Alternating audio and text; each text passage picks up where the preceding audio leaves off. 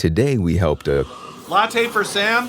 coffee shop get an insurance quote simply and easily, and made sure a floral delivery van was able to make someone's day.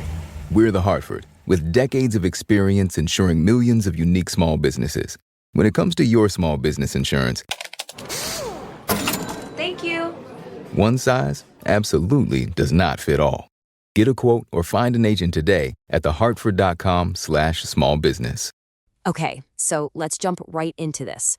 We're going to tackle a mystery that, let's be honest, drives so many job seekers absolutely crazy. You spend hours, maybe even days, crafting what you think is the perfect resume. You send it out, and then silence. So let's figure out why that's happening. I mean, it's a super frustrating feeling, right? You've checked all the boxes. You've got the experience, you've got the skills, the layout looks amazing, and yet your applications just seem to vanish into a black hole. What is going on here? Well, it turns out there might be a hidden obstacle in your way, a secret enemy that's sabotaging all your hard work before a single human being even lays eyes on your application. And here's the big question we need to tackle. All that time you spent on that beautiful design, choosing that perfect font, creating those slick-looking columns, what if that's the very thing that's holding you back? It's a totally counterintuitive idea, I know, but it is absolutely crucial. So, it's time to put a name to this secret enemy. Let's meet the gatekeeper that's standing between you and your dream job.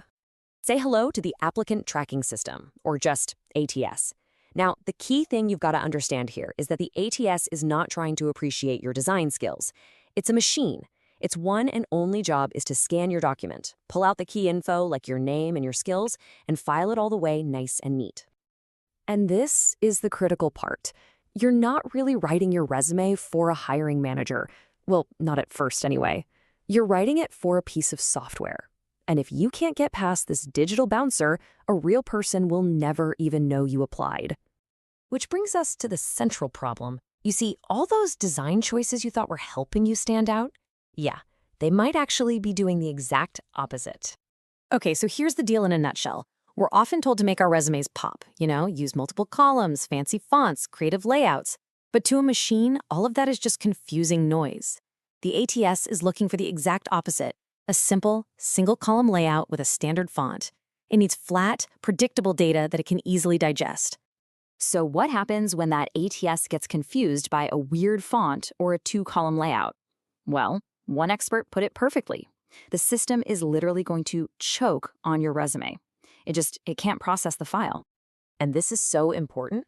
When the software chokes, your resume is just discarded. It doesn't get flagged for a human to review. It doesn't get put in a maybe pile. It never even enters the system. It's an instant automated rejection. Game over. This all leads to a really surprising conclusion. To win this game, you have to completely rethink your strategy. It's time to embrace the boring resume. And this quote just gets right to the heart of it. For an online application, forget about making it beautiful. Just make it effective. As the source says, flat, dull, boring, that's what really works. That's what the machine wants, and that's what gets you through the gate to the next round. So what does one of these ATS-friendly resumes actually look like? Well, it really just comes down to 3 simple rules. First, use a single column, top to bottom. That's it. Second, stick to standard, simple fonts. Nothing crazy. And third, get rid of any fancy formatting. That means no graphics, no charts, nothing that could confuse the system. Here's a great way to think about it. Your ATS-friendly resume should pretty much look like a simple document you just typed up in a basic text editor. Its purpose isn't to be pretty. Its purpose is pure, clear, unadulterated information delivery. That's all. Now hold on. This does not mean your beautifully designed resume is useless. Not at all. It absolutely has a purpose. You just need to know when and where to use it. So yeah, don't throw that one away. All that hard work was not for nothing. That version of your resume is a really powerful tool, but only in the right context. The winning strategy here is to have 2 resumes ready to go. The boring version, that's your digital key. You use that one only for uploading to online systems to get past the ATS.